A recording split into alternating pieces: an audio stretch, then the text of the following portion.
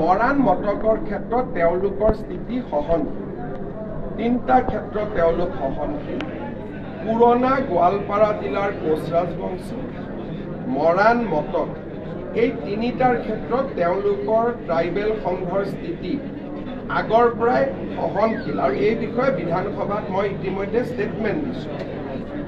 চুতীয়া জনগোষ্ঠীৰ ক্ষেত্ৰত তেওঁলোকৰ 50%, 100% নহ'লেও কিছু আগবাঢ়ি আছে। চাহ জনগোষ্ঠীৰ ক্ষেত্ৰত কংগ্ৰেছে এটা গণ্ডগোল কৰি থৈ গ'ল। 36টাৰ নাম ৰিকমেণ্ড কৰিলে, বাকীৰ নাম নকৰিলে। এতিয়া বাগানৰ মানুহে কৈছে যে কৰিলে আমাৰ গোটেইখনক কৰক, তেওঁলোকে আগেই নবঢ়ালে, 36টাত থৈ দিলে। গতিকে ইয়াত সৰ্বসাধাৰণ মানুহে নুবুজা বহুতবিলাক কথা আছে, যিটো 25 নৱেম্বৰৰ মন্ত্ৰীসভা গোটৰ প্ৰতিবেদনত প্ৰথমবাৰলৈ সাংবাদিকসকলেও গম পাব। 112টা চাহ জনগোষ্ঠীৰ ট্ৰাইব আছে উইদিন টি গাৰ্ডেন।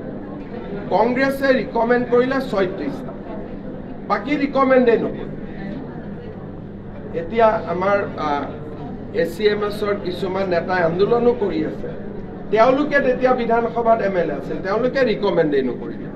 যেতিয়া লিষ্টখন ওলাল, তেতিয়া টি গাৰ্ডেন ছাত্ৰ সন্থাই আমাক ক'লে যে আমি একেটা লাইনতে থাকোঁ, কেইজনমান হ'ব কেইজনমান নহ'ব নেকি। গতিকে তাৰ ভিতৰতো কৰিবলগীয়া কাম আছে।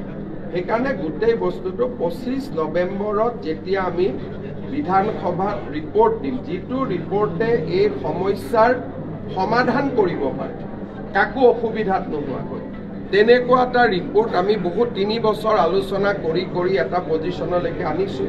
যেনেকে আপোনালোকে লক্ষ্য কৰিছে যে প্ৰথমবাৰৰ বাবে ট্ৰাইবেল সংঘই 6 জনগোষ্ঠীক বিৰোধিতা কৰা নাই। মৰাণ মটকক তেওঁলোকে এক প্ৰকাৰ গ্ৰীণ ছিগনেল দিছে। তাৰো কাৰণ হ'ল আমাৰ লগত হোৱা দীৰ্ঘকালীন আলোচনা।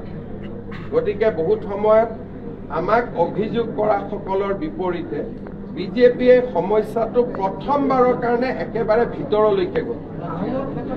তেওঁলোকৰ সমস্যা আছে, তেওঁলোকে কৈছে, আহোমে কৈছে আমাক লাগিবই, ট্ৰাইবেল সংঘই কৈছে যে আপোনালোকে নতুন এখন নিউ ট্ৰাইবেল বুলি কৰক, য'ত আমাৰ লগত সংঘাত হ'ব নালাগে। তেওঁলোকে নালাগে বুলি নকয়, তেওঁলোকে কয় যে আমাৰ লগত নিদিব, বেলেগ কৰি নতুন লিষ্ট এখন বনাই দিয়ক, যেনেকে হিলছ ট্ৰাইব, প্লেইনছ ট্ৰাইব আছে।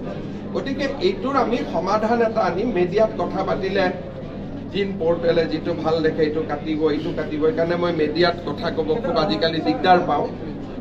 মানে কাটি কৰি কোনে কি একেটা কথাকে বনাই দিব বুজি নোপোৱা হৈ যাওঁ। সেইকাৰণে বিষয়টো 25 তাৰিখে লিখিতভাৱে দি দিম, আৰু লিখিতখন আপোনালোকে পঢ়ি ল'ব পাৰিব।